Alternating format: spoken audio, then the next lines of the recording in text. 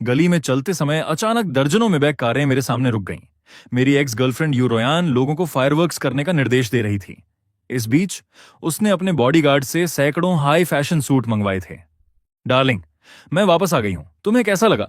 मैंने कहा, 5 साल हो गए हैं और 5 साल बीत चुके हैं। मैंने तुम्हें एक दिन भी ज्यादा इंतजार नहीं कराया। मैं काफी कंसिडरेट हूं, है ना?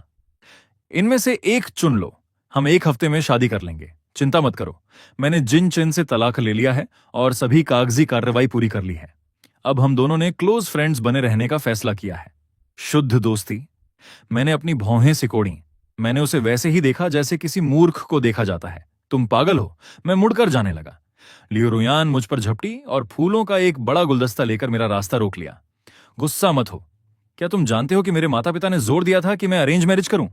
मेरे पास मानने के अलावा कोई चारा नहीं था, लेकिन वह एक फ्लैश मैरिज और फ्लैश डिवोर्स था। सबसे पहला काम जो मैंने किया वो तुम्हें ढूंढना था। ये देखते हुए कि तुमने मेरा 5 साल इंतजार किया है, मैंने अपनी आधी संपत्ति तुम्हें देने का फैसला किया है। तुम्हें कैसा लगा? मैं कंसिडरेट हूं या नहीं? मैंने शादी पहले ही बुक कर ली है। मैं बिल्कुल भी नहीं चाहूंगी कि मेरे पति को किसी चीज की चिंता हो। मुझे लगा कि सब कुछ काला हो गया है और मैं चिल्लाया, बॉडीगार्ड्स कहां हैं? क्या वे मर गए हैं? जल्दी हटो। बच्चे होने के बाद वह अपना प्यार दिखाने आई है। सच में उसे लगता है कि वह बहुत बड़ी चीज है। जैसे ही बॉडीगार्ड्स मुझ पर झपटने वाले थे, लियू रुयान अचानक एक मूर्ख की तरह मुस्कुराई। मुयान, 5 साल हो गए तुम्हें देखे और तुम अभी भी वही हो। मुझे पसंद है कि तुम मेरे साथ एग्रेसिव हो। तुमने बॉडीगार्ड्स को भी नहीं बदला है। तुम बहुत पुराने यादों में जीने वाले हो। मुझे लगा कि तुम मुझे भूल गए हो।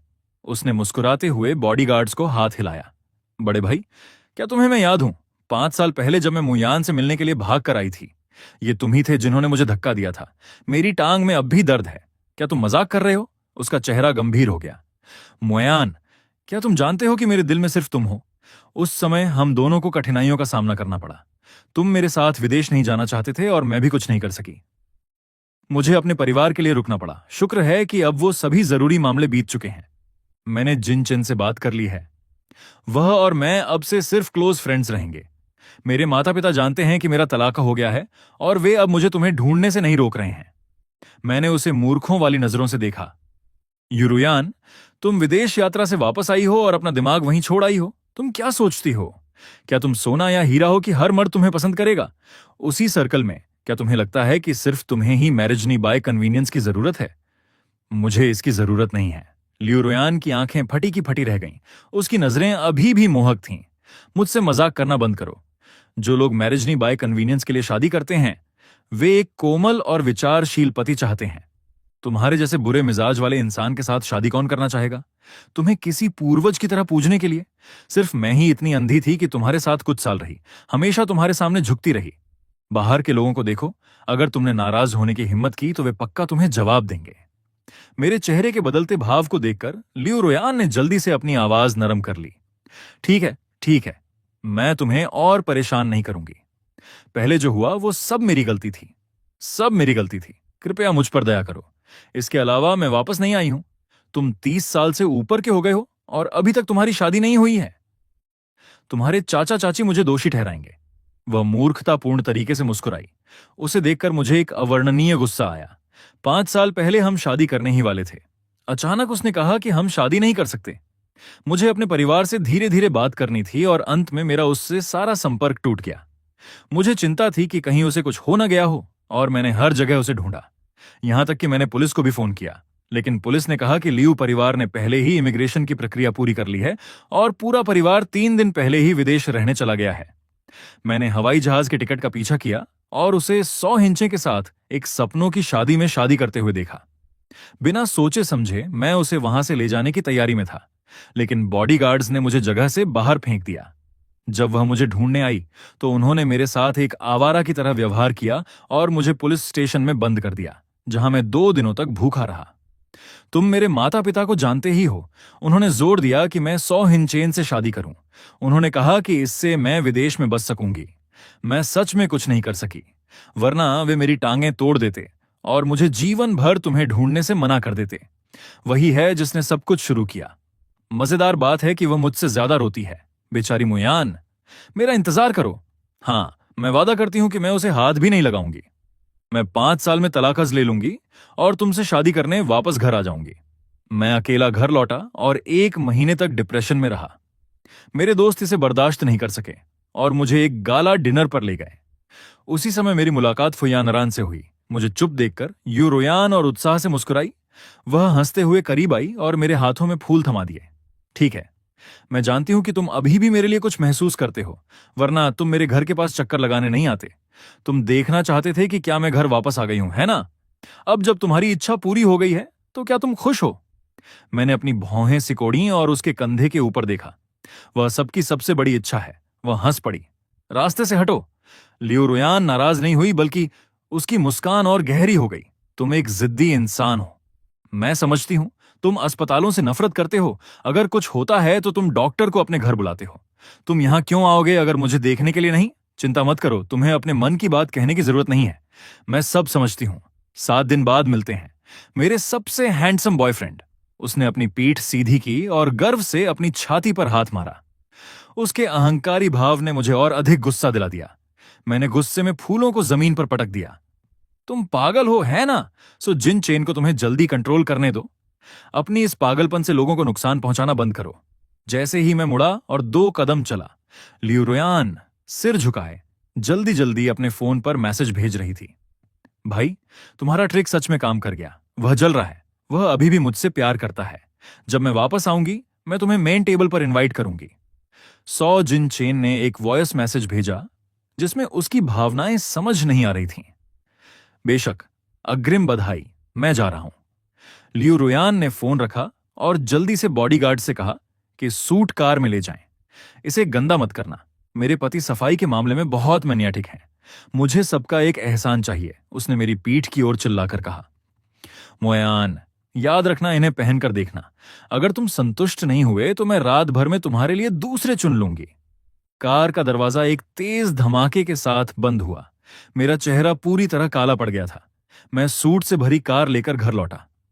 अंकल हैंग मुस्कुराते हुए और अपने हाथ रगड़ते हुए पास आए। मुझसे पूछा, साहब, ये चीजें हैं, इन्हें छोटे मास्टर के लिए छोड़ दीजिए। आपकी चाची भविष्य में उनकी शादी के लिए सूट तैयार कर रही हैं। सूट तैयार हैं? अंकल वांग अजीब सी मुस्कान के साथ बोले। साहब, छोटा मास्टर अपनी लिमिटेड एडिशन फाउंटेन पेन से खेल रहा है। उसका चेहरा स्याही से भरा है। अगर हमने ये उन्हें भेज दिए तो मुझे डर है कि सब बर्बाद हो जाएगा। उसने अपनी बात पूरी की ही थी कि मेरा बेटा खुशी से उछलते हुए घर से बाहर निकला। उसका चेहरा स्याही से भरा था और मुझ पर झपट पड़ा। मुझे पूरे शरीर पर दागदार कर दिया। पापा, आप वापस आ गए? छोटी बहन कैसी है? उसने कोई शरारत तो नहीं की, है ना? मैं ये कहने ही वाला था कि बच्चा अभी सिर्फ 2 महीने का है। कौन कहता है कि उसे अगले ही पल जेंडर के बारे में पता होगा?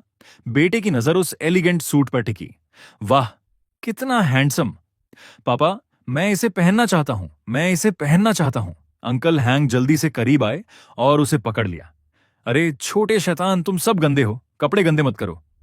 मैं भी बैठ गया और अपने लिए एक गिलास गर्म पानी लिया। उसे खेलने दो। वैसे भी इसे रखे रहने का मतलब सिर्फ कचरे का ढेर है। कुछ याद करते हुए मैंने उपहास भरी मुस्कान के साथ खेला। अगली बार जब हम मिलेंगे, उसे उस आंटी का व्यक्तिगत रूप से धन्यवाद कहने दो। बच्चों की ऊर्जा वाकई बहुत ज्यादा होती है। सैकड़ों सूट, हर 2 घंटे में वह उन्हें पूरी तरह बर्बाद कर देता था। ये देखते हुए कि उसके पास खेलने के लिए कुछ नहीं था, उसने फिर जिद की कि उसे आइसक्रीम खानी है। मेरे पास उसे मॉल ले जाने के अलावा कोई चारा नहीं था। जैसे ही मैं अंदर गया, मेरी टक्कर 100 इंच से हो गई, जो दुनिया की चोटी पर था। उसके बगल वाली महिला ने अपनी भौहें थोड़ी ऊपर उठाईं, अब भी उसी भाव के साथ जैसे उसे थप्पड़ मारने की इच्छा हो। इतनी जल्दी तुम्हें मेरी याद आ गई। मुझे अपनी ब्लैक लिस्ट से बाहर निकालो। हाँ, अगर तुम्हें किसी चीज की जरूरत हो तो मुझे फोन करो ताकि तुम भाग ना सको। वह चापलूसी के साथ मेरे पास आई। उसकी आंखें उम्मीद से भरी थीं। क्या तुमने सूट पहनकर देखा? क्या कोई तुम्हें पसंद आया? मैंने सब तुम्हारे स्टाइल के हिसाब से चुने हैं। मुझे इन्हें इकट्ठा करने में 1 साल लग गया, ये देखते हुए कि मैं कितना ईमानदार हूं। कृपया मुझसे नाराज मत हो। गुस्सा होने पर पुरुष बूढ़े दिखने लगते हैं, मैंने ठंडे लहजे में कहा, मजाक उड़ाते हुए। मैनेजर लियो को परवाह नहीं है कि मैं बूढ़ा दिखता हूं या नहीं। मैं तुमसे शादी नहीं करने वाला।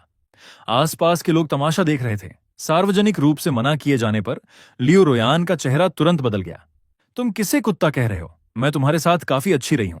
अपनी हद पार मत करो। ये सच है कि तुमने मेरा 5 साल इंतजार किया, लेकिन मैंने भी तुम्हारे लिए विदेश में बहुत मेहनत की है। मैं तुम्हें लाड प्यार करती हूँ क्योंकि तुम मुझे पसंद हो। ये मत सोचो कि तुम बहुत महत्वपूर्ण हो। तुम बाहर जाकर लोगों को अपमानित ही करते हो। हायन परिवार के पास ऐसी क्या शक्ति है जो तुम्हें विदेश में इतना दिखावा करने की अनुमति देती है? क्या तुम्हें एहसास नहीं है? जब उसने मुझे देखा, चेनमो, उसने सोचा कि मुझे पता है कि वह गलत था और वह और अधिक अहंकारी हो गया। अब खुद को देखो, मेरे अलावा तुम्हें कौन चाहेगा? बहुत से अमीर पुरुष हैं जो युवा, सुंदर और दयालु लोगों को चुनते हैं। क्या तुम्हें लगता है कि हर कोई मेरी तरह मूर्ख है जो एक 18 साल की छात्रा को चुनना पसंद करेगा बजाय इसके कि तुम्हारे पैरों में झुक जाए? जब हम साथ थे तो वह निश्चित रूप से मेरे सामने माफी मांगता था और अपनी गलतियां स्वीकार करता था, लेकिन ऐसा इसलिए था क्योंकि उसके खुद के कोई दायरे नहीं थे। या तो कोई युवक सड़क पर उससे उसका नंबर मांगता था या उसे अन्य दावेदारों से फूल मिलते थे। मैंने सिर्फ उससे माफी मांगने के लिए कहा और उसे बुरा लग गया। वे निराशाजनक यादें लगातार उभर रही थीं। मेरा चेहरा अचानक गंभीर हो गया। सच में श्रीमती लियू के लिए कितनी बड़ी बात है। सौभाग्य से आप उस समय अलग होने के लिए पर्याप्त समझदार थीं, वरना आपको जीवन भर यह अपमान सहना पड़ता, क्योंकि आप जानती हैं कि आपने गलत व्यक्ति को चुना था। श्रीमती लियू, कृपया मुझे इस बार परेशान न करें। चलो अच्छे से अलग हो जाते हैं। ये कहने के बाद मैं जाने के लिए मुड़ा। लियू रुरयान तुरंत चिंतित हो गई। तुम्हारा क्या मतलब है? शादी लगभग तैयार है। क्या तुम मेरे साथ मजाक करना बंद कर सकते हो? उसने बात पूरी की ही थी कि 100 जिन चेन उसके पीछे से बाहर आया। सिर्फ कबूतर के अंडे के आकार की हीरे की अंगूठी विशेष रूप से आकर्षक थी। यह वही श्री हियान हियान होने चाहिए जिन्हें रुरयान 5 साल से पसंद करती हैं। नमस्ते, मैं 100 हिन चेन हूं, लियू रुरयान का पति। अब मैं उसका अच्छा दोस्त हूं। श्री हियान का स्वभाव वास्तव में प्रसिद्ध है। उसने मुझे लगभग डरा ही दिया। ये कहने के बाद वह करीब आया और धीमी आवाज में मुझे शांत किया। श्री हियान, गुस्सा ना करें। विदेश में 5 वर्षों के दौरान रुरयान ने आपके बारे में अच्छी बातें करना नहीं छोड़ा है। यहां तक कि मैंने उनके सूट चुनने में भी मदद की। कैसा है? क्या कोई ऐसा मॉडल है जो आपको पसंद हो? मैंने उसे ठंडी नजरों से देखा। 100 जिन चेन लियू रुरयान के पास गया और उसे धक्का दिया। जाओ और श्री हियान से माफी मांगो। पुरुष ऐसे ही होते हैं। जिसे वे पसंद करते हैं उसी पर गुस्सा होते हैं। क्या तुम्हें लगता है कि हर कोई तुम्हारे प्रति मेरी तरह सहनशील है? लियू रुरयान अगले ही पल मुझसे माफी मांगने वाली थी। मैं मुड़ा, अपने बेटे का हाथ पकड़ा और उचित रूप से मुस्कुराया। पता चला कि सूट श्री 100 द्वारा चुने गए थे। मुझे आपको धन्यवाद देने का समय नहीं मिला। मेरे बेटे ने खूब मस्ती की। बस बात यह है कि गुणवत्ता थोड़ी खराब है। यह सिर्फ फटा हुआ नहीं है। डार्लिंग, धन्यवाद कहो। अंकल। मेरे बेटे की मासूम आंखें हम दोनों के बीच देख रही थीं। 100 जिन चेन एक पल के लिए हैरान रह गया और फिर खिलखिलाकर हंस पड़ा। श्री हियान अभी भी मजाक करना पसंद करते हैं। आप तो शादीशुदा भी नहीं हैं। आपको यह बच्चा कहां से मिला? उन शब्दों ने रुरयान के दिल को बहुत चोट पहुंचाई। उन वर्षों में विदेश में वह लगभग हर रात नशे में धुत रहती थी। यहां तक कि अपने सपनों में भी वह तुम्हारा नाम चिल्लाती थी जब मैं उसके शरीर को साफ करने में मदद करता था। कई बार तो उसने मुझे गलती से तुम समझ लिया। अब जब आप दोनों आखिरकार साथ होने जा रहे हैं तो समस्या पैदा ना करें। बच्चे को जल्दी जाने दो। थोड़ी देर में उसके पिता चिंतित हो जाएंगे। लियू रुरयान ने मुझे घूर कर देखा, जैसे वह मेरे चेहरे में छेद करना चाहती हो। यह बच्चा किसका है? तुम मेरी पीठ के पीछे क्या कर रहे हो? हियान मुयान, तुम मेरे साथ ऐसा कैसे कर सकते हो? 100 जिन चेन खांसा और अपनी कोहनी से महिला के हाथ पर प्रहार किया। तुम ये नहीं समझ सकती। तुमने लोगों को 5 साल तक इंतजार कराया। श्री हियान नखरे करने के लिए एक अभिनेता ढूंढ रहे हैं। लियू रुरयान ने स्पष्ट रूप से राहत की सांस ली। मुयान, मुझे पता है कि तुम इसलिए गुस्से में हो क्योंकि मैं विदेश चली गई थी, लेकिन कोई और रास्ता नहीं था। अब मैं भी वापस आ गई हूं, इसलिए मेरे लिए समस्या पैदा ना करो। बच्चे को जल्दी जाने दो। आज मैं कुछ नहीं करूंगी, बस तुम्हारे साथ रहूंगी। तुम चाहो तो मेरा कार्ड स्वाइप कर सकते हो। ये कहते हुए वह मुझे गले लगाने के लिए आगे बढ़ी। मेरा बेटा डर गया और रोने लगा। उसने मेरे पैरों को पकड़ लिया और छोड़ने से इनकार कर दिया। पापा, ये आंटी कौन है? वह क्यों कह रही है कि तुम मेरे पापा नहीं हो? मैं पापा को नहीं छोड़ना चाहता। मैं नहीं जा रहा। जैसे ही पापा शब्द निकला, दृश्य तुरंत जम गया। लियू रुरयान के चेहरे पर गुस्सा भड़क उठा। उसने किसी को मारने के लिए हाथ उठाया। तुम्हारे पापा कौन है? बकवास मत करो, चुप रहो बेटा। और जोर से रोने लगा। मुझे गुस्सा आ गया। मैंने अपने बेटे को अपनी बाहों में भर लिया। क्या तुम बीमार हो? क्या तुम नहीं समझती जो मैं कह रहा हूं? यह मेरा बेटा है। वह पहले ही 4 साल का है। लियू रुरयान की आंखें फटी की फटी रह गईं। वह स्तब्ध रह गई। उसका उठा हुआ हाथ बेजान होकर नीचे गिर गया। तुम्हारा बेटा। मैंने तुमसे शादी करने के लिए 5 साल इंतजार किया। मैंने देश वापस आने और तुम्हें ढूंढने के लिए अपनी पूरी कोशिश की, और तुम मुझसे कह रहे हो कि तुम्हारा एक बेटा है। हियान मुयान। सौ जिन चेन चिंता के साथ आगे बढ़ा। जाहिरा तौर पर सलाह दे रहा था, लेकिन उसके शब्द वास्तव में आग में घी डालने का काम कर रहे थे। रुरयान, जल्दबाजी न करो। शायद तुम्हारे जाने के बाद श्री हियान ने बहुत बुरा महसूस किया, और यह समझना आसान है कि उन्होंने अस्थायी रूप से गलती की होगी, जबकि उन्होंने शादी नहीं की थी। सौतेली मां बनने के अलावा और कुछ नहीं है। लियू परिवार के पास बच्चे के लिए भोजन की भी कमी नहीं है। एक साधारण वाक्य के साथ उसने मुझे अव्यवस्थित निजी जीवन का प्रतीक बना दिया। जो दर्शक देख रहे थे वे तुरंत हंगामा करने लगे। यह आदमी जरूर छोड़ दिया गया होगा और किसी मूर्ख को ढूंढ रहा है जो जिम्मेदारी ले सके। अतीत में उसने 5 साल इंतजार किया। न केवल वह एक बोझ के साथ आता है, बल्कि उसका रवैया भी इतना खराब है। तुम्हें शर्म नहीं है? न ही वह बहुत सुंदर है। यह महिला जरूर अंधी होगी। मुझे लगता है कि उसके बगल वाला आदमी ज्यादा सुंदर है। दोनों कितनी अच्छी जोड़ी बनाते हैं। बुदबुदाहट बढ़ती ही गई। 100 जिन ने मुझे दूर धकेलने का नाटक करने की कोशिश की। श्री हियान, नाराज ना हो। बहुत से लोग देख रहे हैं। क्या आप रुरयान को असहज स्थिति में डालने की कोशिश नहीं कर रहे हैं? बस माफी मांग लो। मैं रुरयान को मना लूंगा। वह हमेशा मेरी सुनती है। वह निश्चित रूप से आपके बच्चे की देखभाल कर सकेगी। लियू रुरयान ने मेरी कलाई को इतनी जोर से दबाया कि ऐसा लग रहा था कि वह मेरी हड्डियां तोड़ देगी।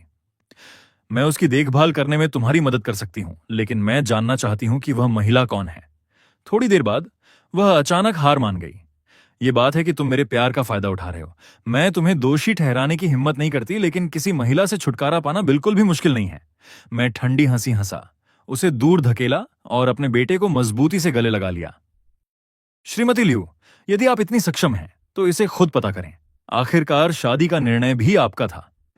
जब मैं जाने के लिए मुड़ा तो लियू रुरयान के बॉडीगार्ड्स अचानक मेरे रास्ते में आ गए। जब तक यह मामला स्पष्ट नहीं हो जाता आप कहीं नहीं जाएंगे।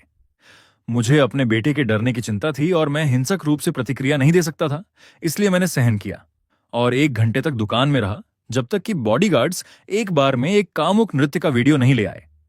लियू रुरयान की आंखें तुरंत खून से लाल हो गईं और उसने फोन को जमीन पर दे मारा। तो तुमने एक नाचने वाली शैतान को देख लिया है, हियान मुयान, मुझे उकसाने के लिए। तुम किसी भी हद तक जा सकते हो। मेरी नजर रुकी हुई स्क्रीन पर टिकी थी। यह शादी से पहले की बात थी। एक नृत्य जो एक दोस्त ने विशेष रूप से मुझे खुश करने के लिए सीखा था। लियू रुरयान ने मेरी गर्दन पकड़ ली और उसकी नाक मेरी नाक को छू रही थी। मैं उस महिला को माफ नहीं करूंगी। उससे छुटकारा पाने के बाद मैं ऐसा दिखावा करूंगी जैसे यह कभी नहीं हुआ। लेकिन अगर मैंने फिर से पता लगाया कि तुम इस तरह की जगहों पर जाते हो तो तुम परिणाम जानते हो। 100 जिन चेन ने कॉफी की चुस्की ली और जोर से हंस पड़ा। लियू रुरयान, बस करो। विदेश में भी क्या तुम ऐसी जगहों पर नहीं जाती थीं? हर बार जब तुम बहुत अधिक पी लेती थीं तो तुम्हें मुझे बुलाना पड़ता था कि मैं तुम्हें लेने आऊं। श्री हियान को तुम्हारे छोड़ने के बाद बुरा महसूस हो और वह किसी को ढूंढे जो उनका साथ दे, यह समझने योग्य है। अपनी भावनाओं को व्यक्त करने के बाद लियू रुरयान ने एक गहरी सांस ली। मैं उस महिला से निपट लूंगी। शादी के बाद बेटा लियू परिवार का होगा। मैं उन्हें फिर से मिलने नहीं दूंगी। जहां तक तुम्हारी बात है, घर जाओ और चुपचाप शादी का इंतजार करो। इन 6 दिनों में बाहर निकलने के बारे में मत सोचना। वह 100 हिन चेन के साथ कंधे पर हाथ डालकर चली गई। लियू रुरयान, इतना गंभीर चेहरा मत बनाओ। आज रात एक भाई तुम्हारे साथ कुछ ड्रिंक्स पिएगा। चलो चलो, मैं और लोगों को शामिल होने के लिए बुलाऊंगा। आवाज धीरे धीरे दूर होती गई। मेरे बेटे ने मुझे डरते हुए खींचा। पापा, वह आंटी कौन है? वह एक पागल है। तुम मम्मी को यह नहीं बता सकते। उनके कांड के बाद हमारी खरीदारी करने की इच्छा खत्म हो गई। जैसे ही हम दुकान से बाहर निकले, एक कर्मचारी हमारे पीछे आई। उसके हाथ में अभी भी खरीदारी के 3 बैग थे। श्रीमती लियू ने इन्हें खरीदा और कहा कि वह इन्हें उपहार में देने वाली है। चूंकि आप दुकान में हैं, हमें भागने की जरूरत नहीं है। कृपया इन्हें स्वीकार करें। मैंने बैग खोला और एक नजर डाली। वे शादी की अंगूठियां थीं जिन्हें मैंने 5 साल पहले उसके और मेरे लिए चुना था। दुर्भाग्य से शादी की अंगूठियों का डिजाइन पुराना हो चुका है और भावना भी खत्म हो गई है। उस रात अपने बेटे को सुलाने के तुरंत बाद 100 हिन चेन ने, पता नहीं मेरा नंबर कैसे प्राप्त किया, मुझे दोस्त के रूप में जोड़ा। उसने मुझे एक बार के कमरे का एक वीडियो भेजा। लियू रुरयान नशे में थी और चिल्ला रही थी। बच्चों के बारे में क्या, कोई भी उन्हें पैदा कर सकता है। शादी के बाद मैं उसे 10 या 8 दूंगी। उसे पार्टी में जाने के बारे में सोचने भी मत देना। सौ जिन चेन ने हंसते हुए एक वॉयस नोट भेजा। ज्यादा मत सोचो, रुरियान बाहर से सख्त है लेकिन अंदर से नरम है। शांत रहो, मैं उसका ख्याल रखूंगा। उसे कुछ नहीं होगा। चुपचाप शादी का इंतजार करो। लेकिन वीडियो के अंत में उसने जानबूझकर मेज पर रखे होटल के कमरे के कार्ड को दिखाया और 10 या 8 बच्चे पैदा करना। मैंने गुस्से में फोन फेंक दिया। ऐसा लगता है कि इस गुप्त शादी की अब कोई जरूरत नहीं है। मेरी शादी की खबर सार्वजनिक होने की बात सुनकर फुयान ने अपने सोशल मीडिया पर खुशी से भरे 3 संदेश पोस्ट किए। हाँ, मेरा पति है और हमारे पास एक प्यारा बेटा भी है। शादी 6 दिनों में होगी, सभी का स्वागत है। शादी के दिन मुझे अपने खाते में 50 मिलियन का ट्रांसफर मिला। फुयान ने केवल एक छोटा सा वाक्य लिखा, दहेज, स्वैच्छिक दान, अपरिवर्तनीय। जब लियू रुरयान शादी की गाड़ियों के काफिले के साथ मेरे घर के दरवाजे पर पहुंची तो घर खाली था। उसने दरवाजे पर 2 घंटे इंतजार किया और उसका चेहरा अधिक से अधिक अधीर होता जा रहा था। किसके साथ? श्रीमती फुजान रैनफू के साथ। पड़ोसन उंगलियों पर गिनते हुए इसे बिल्कुल सामान्य बात मान रही थी। वे कई वर्षों से गुप्त रूप से विवाहित हैं। नियन 11 अब 4 साल का है। आज आखिरकार वे सेन्हाजिंग के सबसे बड़े रिसोर्ट होटल में कुछ जश्न मनाने जा रहे हैं।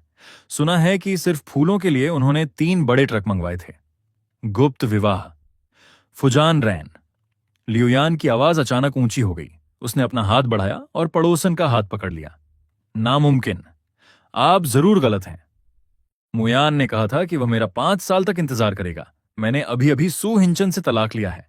वह ऐसा कैसे कर सकता है? पड़ोसन को उस बांह में दर्द महसूस हुआ जिसे उसने कसकर पकड़ा था और वह जल्दी से छूट गई।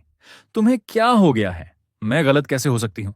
जब मुयान की पत्नी गर्भवती थी कुछ साल पहले, मुयान ही रोज गाड़ी चलाकर उसे प्रसव पूर्व जांच के लिए ले जाता था। वे इसी इमारत से निकलते थे।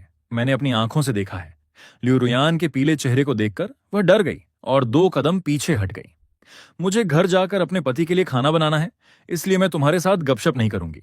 अगर तुम मुयान को ढूंढ रही हो तो बस घंटी बजा दो। लियू रुयान खाली दिमाग से जान परिवार के बंद दरवाजे को घूरती रही। 5 साल पुरानी तस्वीरें अचानक उभर आईं। उस दिन लिविंग रूम में वह जियान मुयान को गले लगा रहा था, जबकि उसकी उंगलियां हाथ में पकड़ी फोटो एल्बम पर चल रही थीं। अच्छे से रहना। जब हम शादी करेंगे तो हम इस रिसोर्ट होटल में शादी करेंगे, ठीक है?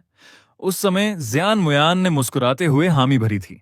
आंसू उसकी शर्ट पर गिर गए और उसने कहा, ठीक है। अब उनकी शादी वाकई उस होटल में हो रही है, लेकिन दुल्हन वह नहीं है। फोन अचानक वाइब्रेट हुआ। स्क्रीन पर सू हिन चेन का नाम दिखाई दिया। हाँ, लियू रुयान के साथ क्या चल रहा है? सुजिन चेन की आवाज रिसीवर के दूसरी तरफ थोड़ी हिचकिचाहट के साथ आई। मैंने तुमसे कहा था कि शादी का जिक्र तुरंत मत करना। पहले मुयान से माफी मांगो। क्या तुम उससे लड़ी नहीं हो? क्या तुम गुस्से में अपना आपा खो बैठी हो? लियू रुयान फोन पकड़े हुए बस निराश महसूस कर रही थी। नहीं, पड़ोसन ने कहा। उसने कहा कि मुयान और फुयान रैन आज अपनी शादी मना रहे हैं। उनके 4 साल का एक बच्चा भी है। फोन के दूसरी तरफ 2 सेकंड की चुप्पी रही। वह जनान का कुख्यात प्लेबॉय नहीं है। उसके बारे में कोई प्रेम संबंध की अफवाह भी नहीं है। वह मुयान से शादी कैसे कर सकता है? पक्का पड़ोसन सठिया गई है। उसने किसी और को समझ लिया होगा। उसने एक विराम लिया और फिर अपने भाई की मदद करने के लिए गंभीर विश्लेषण का नाटक किया। मैं तुम्हें बताता हूं, मुयान अभी भी इस बात से नाराज है कि तुम उस समय इतनी अचानक चली गई थीं। वह जानबूझकर किसी को ढूंढ रहा है ताकि वह नाटक करे और तुम्हें गुस्सा दिला सके। सोचो, वह तुम्हें पहले कितना प्यार करता था।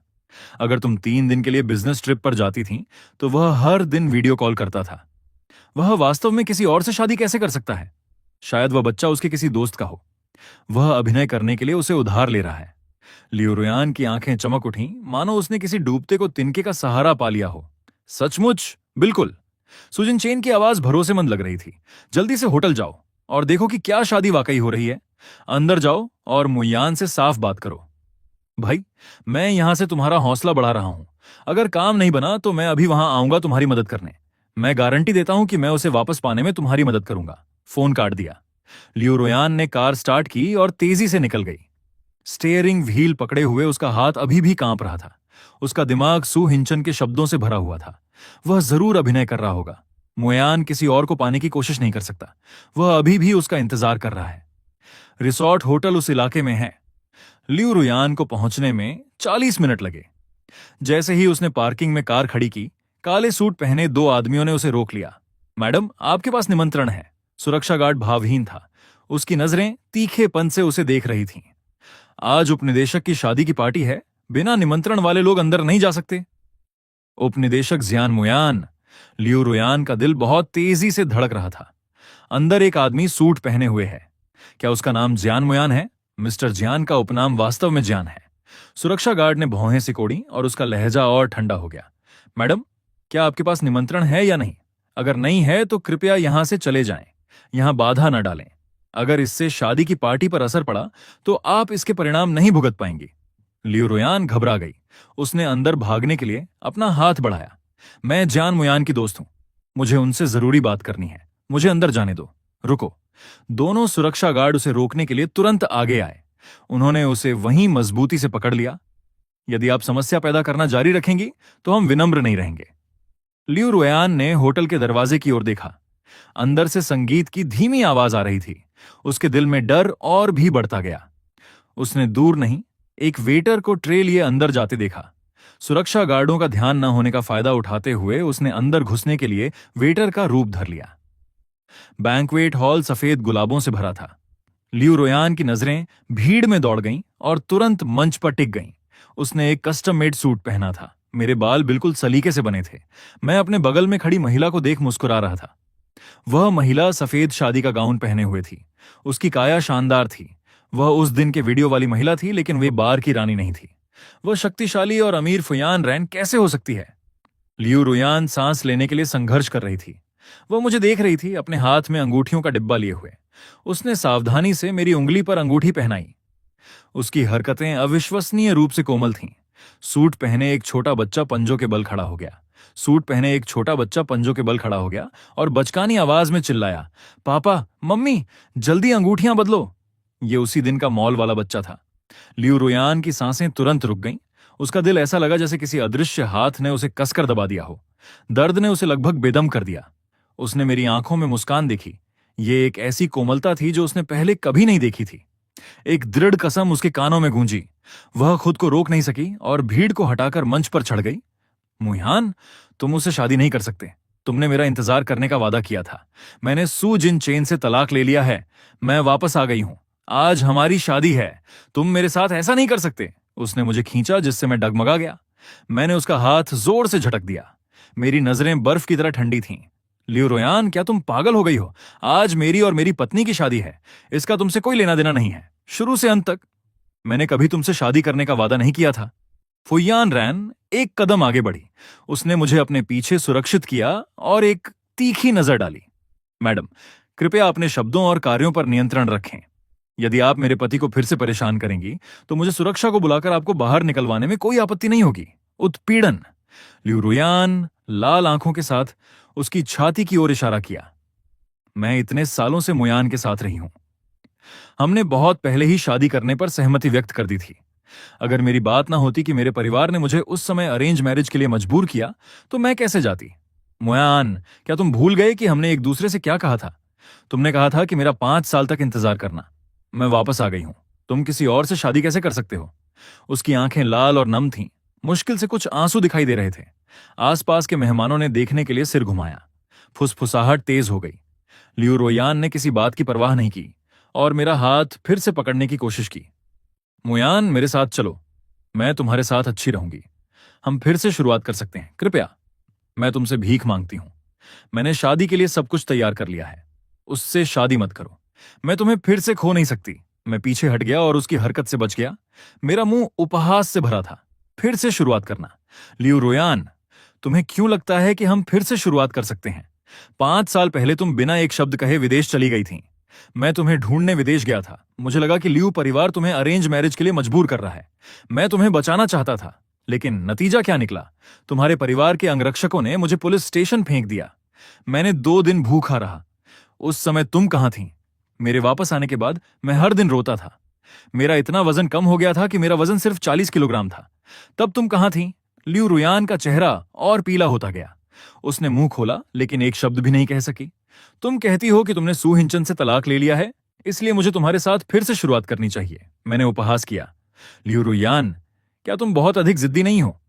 मेरा समय तुम्हारी गलतियों को सुधारने के लिए या तुम्हारे वापस आने का इंतजार करने के लिए नहीं है। अब मैं बहुत खुश हूं। कृपया तुरंत चले जाओ, वरना मुझे सुरक्षा को बुलाना पड़ेगा। उसने लाल आंखों के साथ भारी आवाज में पूछा। तो तुमने मुझे पहले क्यों नहीं बताया? क्या तुम्हें मुझे मूर्ख की तरह चक्कर काटते देखकर खुशी हो रही थी? क्या तुम्हें खुशी मिल रही थी? मैंने पहले ही शादी की तैयारी कर ली थी। मैंने सब कुछ तैयार कर लिया था और तुमने मेरी ईमानदारी का मजाक बना दिया। मैं शुद्ध क्रोध में हंसा। मैंने तुम लोगों को नहीं बताया, मैंने कहा था, लेकिन तुमने बस मेरा विश्वास नहीं किया। बेटे ने सावधानी से बात की। पापा, क्या इस आंटी को फिर से कोई मानसिक समस्या है? लियू रुयान ने अचानक अपना आपा खो दिया। वह मुड़ी और दूसरी मंजिल की रेलिंग पर चढ़ गई, एक पैर ऊपर रखा और नीचे चिल्लाई। मुयान, अगर तुम मेरे साथ नहीं आए तो मैं यहां से कूद जाऊंगी। मैं ये गंभीरता से कह रही हूं। मेहमान तुरंत फट पड़े। कुछ चिल्ला रहे थे, कुछ ने तस्वीरें लेने के लिए अपने फोन निकाल लिए। मेरा चेहरा बदल गया। फुयान ने तुरंत मेरे कंधे को थाम लिया। चिंता मत करो, मैं इसे संभाल लूंगी, नीचे आओ। फुयान रैन ने उसे घूर कर देखा। उसका लहजा शांत था, लेकिन अधिकार वाला था। अगर तुम वास्तव में मुयान की परवाह करती हो तो यह हंगामा मत करो। उन्हें अपनी शादी शांति से पूरी करने दो। नहीं। लियू रुयान की आंखें लाल थीं। जब तक मुयान मेरे साथ नहीं चलेगा। ये कहने के बाद उसने आंखें बंद कीं और एक सुस्त आवाज के साथ नीचे कूद गई। वह मंच के नीचे कालीन पर गिरी। उसके घुटने तुरंत खून बहने लगे, लेकिन उसे दर्द महसूस नहीं हुआ। वह उठी और मंच की ओर दौड़ी। मुयान, मेरे साथ चलो, सुरक्षा। फुयान, रैन ने ठंडे स्वर में कहा। सुरक्षा गार्ड, जो पहले से ही पास में इंतजार कर रहे थे, तुरंत आए और लियू रुयान को मजबूती से पकड़ लिया। मैंने उसे उसकी दयनीय स्थिति में बिना किसी उतार चढ़ाव वाले लहजे में देखा। यूं रुयान, और परेशानी पैदा मत करो। यदि तुम मुझे बधाई देने आई हो तो मैं तुम्हारा आभारी हूं। यदि तुम परेशानी पैदा करने आई हो तो फू परिवार के सुरक्षा गार्ड मूर्ख नहीं हैं। लियू रुयान, उसे अकेला छोड़ दो। मेरे माता पिता अचानक भीड़ से आगे आए। मेरे पिता ने अचानक कहा, तुम मुयान को कब तक चोट पहुंचाती रहोगी? अंकल, मैं मुयान से प्यार करती हूं। सच में, मैंने सू जिन चेन से तलाक ले लिया है। मैं, लियू रुयान, समझाने के लिए संघर्ष कर रही थी। तलाकशुदा। मेरी मां ने लाल आंखों और कांपती आवाज के साथ उसकी बात काट दी। उस साल तुम्हारे चले जाने के बाद मुयान हर दिन लिविंग रूम में तुम्हारी कॉल का इंतजार करता था। यदि उसे कॉल नहीं मिलती तो वह हवाई अड्डे पर तुम्हारा इंतजार करने जाता था। अंत में खुद को रोक न पाने के कारण उसने तुम्हें विदेश में खोजने के लिए टिकट खरीदा। और क्या हुआ? जैसे ही वह शादी के रिसेप्शन पर पहुंचा, तुम्हारे परिवार के अंगरक्षकों ने उसे कचरे की तरह बाहर फेंक दिया और पुलिस स्टेशन में फेंक दिया। वह 2 दिन और 2 रात भूखा रहा। वापस आने के बाद वह हर दिन अपने कमरे में बंद रहता था। वह खाता नहीं था। वह कंकाल की तरह पतला हो गया था। अंत में उसने नींद की गोलियां तक खा लीं। यदि जॉन रैन ने उसे समय पर नहीं खोजा होता और उसे अस्पताल नहीं ले गई होती तो आज तुम उसका चेहरा भी नहीं देख पाती। मेरी मां के आंसू गिरने लगे। अब उसकी एक पत्नी है, उसके बच्चे हैं। उसकी पत्नी तो एक बच्चे की गर्भवती भी है। वह एक शांत और स्थिर जीवन जीता है। लियू रुयान, यदि तुम्हारे अंदर थोड़ा भी विवेक बचा है तो उसके जीवन को परेशान करना बंद करो। तुम दोनों का बहुत पहले ही अंत हो चुका है। सुरक्षा गार्ड लियू रुयान को घसीटते हुए बाहर ले गए। उसने संघर्ष किया और पीछे मुड़कर देखा। उसने फुयान रैन को नीचे झुककर अंगूठी उठाते देखा जो फर्श पर गिर गई थी। उसने इसे कोमलता से मेरी उंगली में पहनाया और फुसफुसाया, गुस्सा मत करो, ये इसके लायक नहीं है। मैं फुयान रैन की बाहों पर झुक गया और सिर हिलाया। वह दृश्य लियू रुयान के दिल में लगे चाकू जैसा था। उसे दम घुटने जैसा दर्द हो रहा था। होटल से बाहर फेंके जाने के बाद लियू रुयान सड़क पर बैठ गई। उसके घुटनों से खून अभी भी बह रहा था, लेकिन उसे दर्द महसूस नहीं हुआ। फोन अचानक वाइब्रेट हुआ। यह वेडिंग प्लानिंग कंपनी का फोन था। श्रीमती लियू, आप अभी तक क्यों नहीं पहुंची हैं? शादी की जगह पूरी तरह सजी हुई है। हम सिर्फ आपका और मिस्टर जियान का इंतजार कर रहे हैं। रद्द करो। लियू रुयान की आवाज भारी थी और उसमें गर्माहट की कमी थी। रद्द करो। लाइन के दूसरी तरफ मौजूद व्यक्ति दंग रह गया। श्रीमती लियू, यह वह शादी है जिसे आप 3 महीने से तैयार कर रही हैं। रद्द करना मतलब रद्द करना। लियू रुयान दहाड़ी और फोन को जमीन पर दे मारा। स्क्रीन चकनाचूर हो गई। जैसे उस वक्त उसका दिल वह बिजली के खंभे पर टिक गई। उसका दिमाग जियान की मां के शब्दों से भरा था। ये दृश्य उसके दिमाग में बार बार चलने वाली फिल्म की तरह थे। हर दृश्य में उसे इतनी चोट पहुंच रही थी कि वह सांस नहीं ले पा रही थी। थोड़ी देर बाद फोन फिर बज उठा। ये उसकी माँ का फोन था। उसका फोन लगभग टूट चुका था। उसने जवाब देने के लिए स्क्रीन स्लाइड की। रोयान, शादी कैसी रही? मोयान ने तुम्हें परेशान तो नहीं किया है ना? माँ मत पूछो। लियो रोयान का गुस्सा तुरंत फूट पड़ा। अगर उस समय तुम लोगों की वजह से नहीं, सू जिन चुन के साथ मेरी शादी के कारण, तो मैंने मुयान को कैसे खो दिया होता। अब वह किसी और से शादी कर रहा है और उसके बच्चे हैं। क्या तुम लोग संतुष्ट हो? मजबूर करना। लियू मां दंग रह गई। फिर थोड़ी नाराजगी के साथ, रोयान, हमने तुम्हें कब मजबूर किया? क्या यह तुम खुद नहीं थी जिसने उस समय कहा था कि तुम सू जिन चुन से शादी करना चाहती हो? तुमने कहा था कि सू परिवार हमें विदेश में बसने में मदद कर सकता है, हम तुम्हें रोक नहीं सके। मैंने खुद ऐसा कहा था।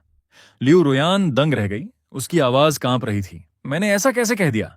मां, मुझसे झूठ मत बोलो। उस समय आप लोगों ने साफ कहा था कि अगर मैंने सू जिन चुन से शादी नहीं की तो आप मुझे मुयान से मिलने के लिए देश वापस नहीं आने देंगी। हमने ये बातें कब कहीं? पिता की आवाज फोन के दूसरी तरफ कुछ गुस्से के साथ आई। रोयान, क्या तुम पागल हो गई हो? उस समय हमने तुम्हें मुयान के साथ मिलजुल कर रहने की सलाह भी दी थी। तुम ही थी जिसने नहीं सुना। तुमने सू हिन चुन से शादी करने पर जोर दिया। अब मुयान किसी और से शादी कर रहा है और तुम हमें दोषी ठहरा रही हो। लियू रुयान ने फोन काट दिया। उसका दिमाग उथल पुथल था। उसकी मां ने जो कहा वह सू हिन चुन की कही बातों से पूरी तरह अलग था। क्या उस समय जो हुआ वह उसके माता पिता ने मजबूर नहीं किया था? तो सू जिन चुन झूठ क्यों बोलेगा? लियू रुयान ने अपने घावों को नजरअंदाज किया। सीधे सू जिन चुन के घर गई। उसने दरवाजा खोला, लियू रुयान को देखा और मुस्कुराते हुए कहा, रुयान, तुम कैसे आ गई? मुयान ने तुम्हारे साथ सुलह कर ली? मुझे लगा कि तुम्हें आधी रात तक उसे मनाना पड़ेगा। लियू रुयान उसे ठंडी आंखों से घूरती रही। सू जिन चुन, जब मैंने तुमसे शादी की थी तुमने मुझे धोखा दिया। मेरी मां ने कहा कि उस समय उन्होंने मुझे मजबूर नहीं किया था, कि मैं खुद तुमसे शादी करना चाहती थी, लेकिन मैंने ये शब्द कभी नहीं कहे थे। सू जिन चुन एक पल के लिए दंग रह गया और तुरंत उसकी आंखें लाल हो गईं। रुयान, तुम मुझसे ऐसा कैसे कह सकती हो? क्या उस समय हम दोनों के पास विकल्प नहीं थे? तुम भूल गई हो। उस समय तुमने मुझसे कहा था कि तुम्हारे अंकल इस बात से सहमत नहीं थे कि तुम मोयान के साथ रहो, और उन्होंने जोर दिया कि तुम सुविधा के लिए मुझसे शादी करो, वरना वे तुम्हारी आय का स्रोत काट देंगे और मैं कभी अपने देश वापस नहीं आ पाऊंगा। इसीलिए मैंने तुम्हें तुम्हारे अंकल से निपटने में मदद करने के लिए तुमसे शादी की थी। उसने लियू रुयान की आस्तीन पकड़ ली और आंसू गिरने लगे। मैं एक पुरुष के रूप में शादी की और जल्दी से तुमसे तलाक ले लिया। अब हर कोई मेरा मजाक उड़ाता है। मुझे इससे क्या हासिल हुआ? क्या मैं तुम्हें भाई नहीं मानता? क्या मैं मदद करना चाहता था?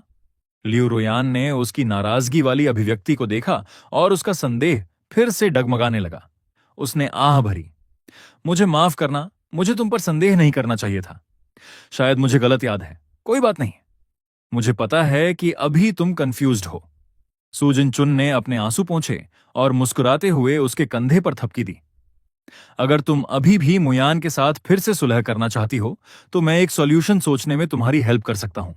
क्या तुम उस समय मेरे भाई जैसी नहीं थी? मैं तुम्हारी हेल्प जरूर करूंगा। लियू रुयान ने सिर हिलाया, मुड़ी और चली गई। उसके मुड़ते ही सू जिन चुन की आंखों में एक अजीब सी विकेडनेस चमक उठी। लियू रुयान घर वापस आई और बिस्तर पर लेट गई। वह करवटें बदलती रही। उसे नींद नहीं आ रही थी। उसने जियान मुयान के बारे में सोचा। उसने जो कुछ भी उससे कहा था उसके बारे में सोचा। उसे बहुत डिस्ट्रेस फील हो रहा था, मानो उसके दिल में कुछ अटक गया हो। उसने वीचैट खोला और एक फेक अकाउंट का यूज करके जियान मुयान को फ्रेंड रिक्वेस्ट भेजी। उसने उसके मोमेंट सेक्शन में चेक किया। वह उसकी डेली लाइफ से भरा हुआ था। पहली फोटो में फुयान रैन सिक्सी के साथ ब्लॉक से खेल रही थी। दूसरी फोटो फुयान रैन की थी जो उसके लिए स्ट्रॉबेरी छील रही थी। तीसरी फोटो उनकी पूरी फैमिली की थी। लियू रोयान इन फोटो को देखती रही। उसकी आंखों से आंसू छलक आए। उसे वे साल याद आए। उसने भी उस समय जियान मुयान से कहा था कि वह उसे बीच पर वेकेशन के लिए ले जाएगी, वह उसके साथ बच्चे पालेगी, लेकिन उसने इनमें से कोई भी प्रॉमिस पूरा नहीं किया। जितना ज्यादा वह देखती उसका दिल उतना ही ज्यादा दुखता। उसने वीचैट बंद कर दिया। उसने तुरंत किसी को उन सालों में जो कुछ हुआ था उसकी इन्वेस्टिगेशन करने के लिए कहा। 2 दिन बाद असिस्टेंट उसके पास डॉक्यूमेंट्स की एक फाइल लेकर आया। प्रेसिडेंट लियू, हमें सब पता चल गया है। उस समय सू फैमिली ने ही देश में लियू फैमिली की इंडस्ट्रीज को टेक ओवर करने की प्लानिंग की थी और बूढ़े पति पत्नी को विदेश जाने के लिए मजबूर किया था। सू जिन चुन ने बूढ़ी महिला के टेक्स्ट मैसेज फेक बनाए थे और उन सभी मैसेजेस को भी इंटरसेप्ट लिया था जो आप मिस्टर जियान को भेजती थीं, जिसमें वह सब भी शामिल था जो आप उस समय मिस्टर जियान को बताना चाहती थीं। असिस्टेंट ने डॉक्यूमेंट्स उसे पकड़ा दिए।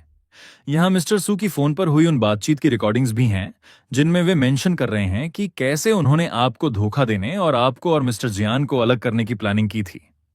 लियू रुयान ने डॉक्यूमेंट्स लिए, उसके हाथ कांपने लगे। उसे याद आया कि सू जिन चुन हमेशा उससे कहता था, रुयान, हम दोस्त हैं, इसलिए मुझे तुम्हारी हेल्प करना अच्छा लगता है, मुझे ये कोई परेशानी नहीं लगती। अंत में सब कुछ झूठ था। वह शुरू से ही उसे धोखा दे रहा था। लियू रुयान का गुस्सा तुरंत फूट पड़ा। उसने अपनी कार की चाबियां लीं और सू हिंचन के घर की ओर निकल गई। सू का घर खाली था। उसने सू हिंचन को फोन किया। किसी ने फोन नहीं उठाया।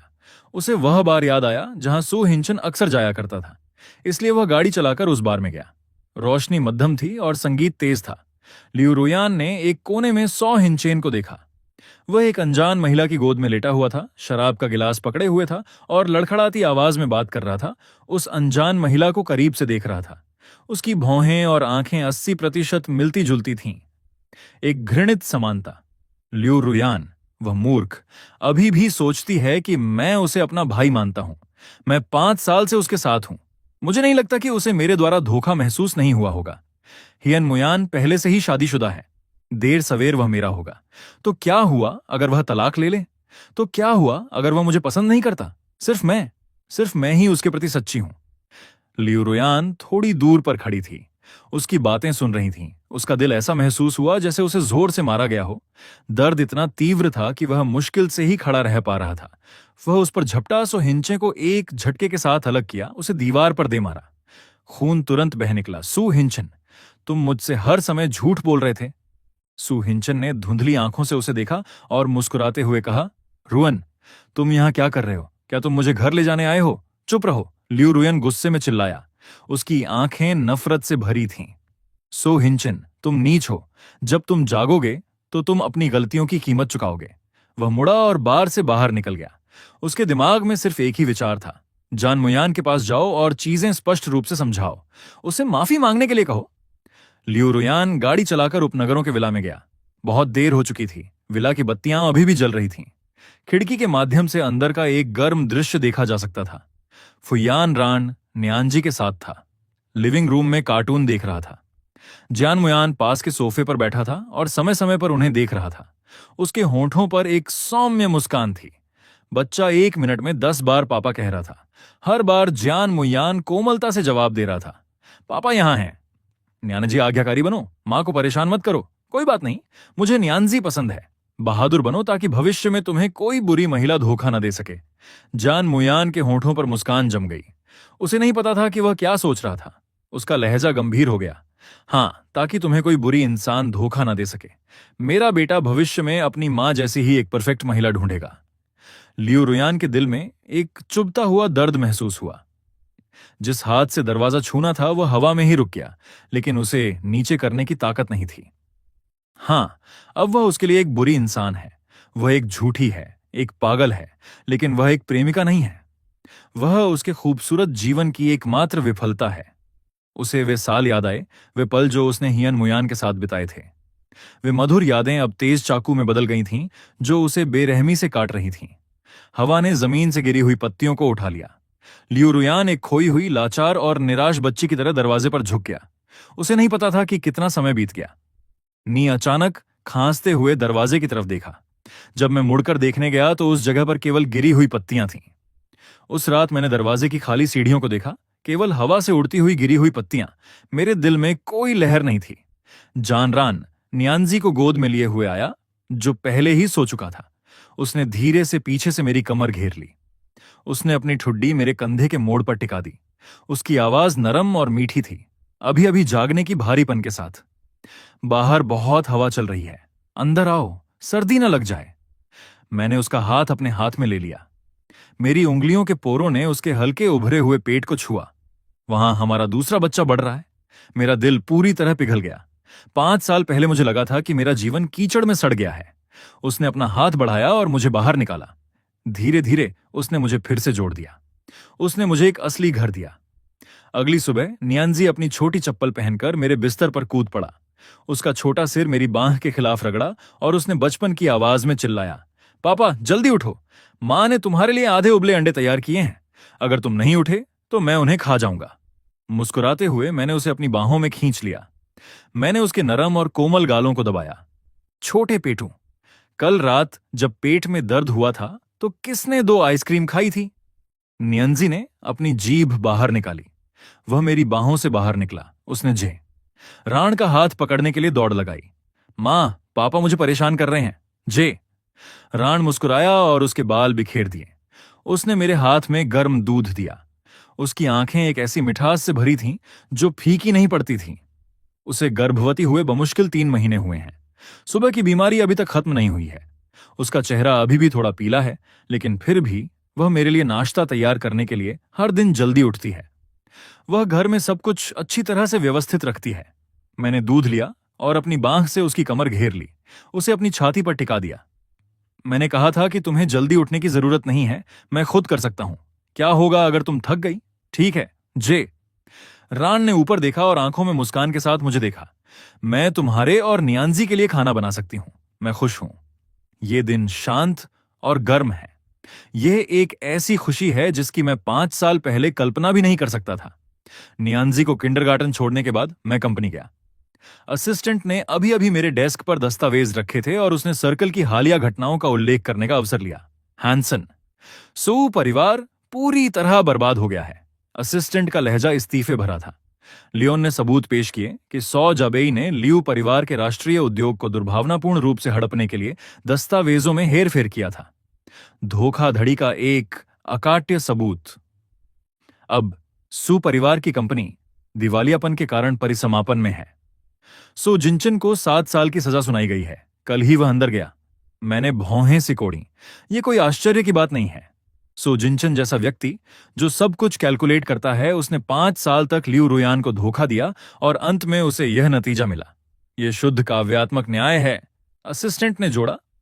मैंने सुना है कि सौ जिंचे के अंदर जाने से पहले उसके सभी सतही दोस्त भाग गए।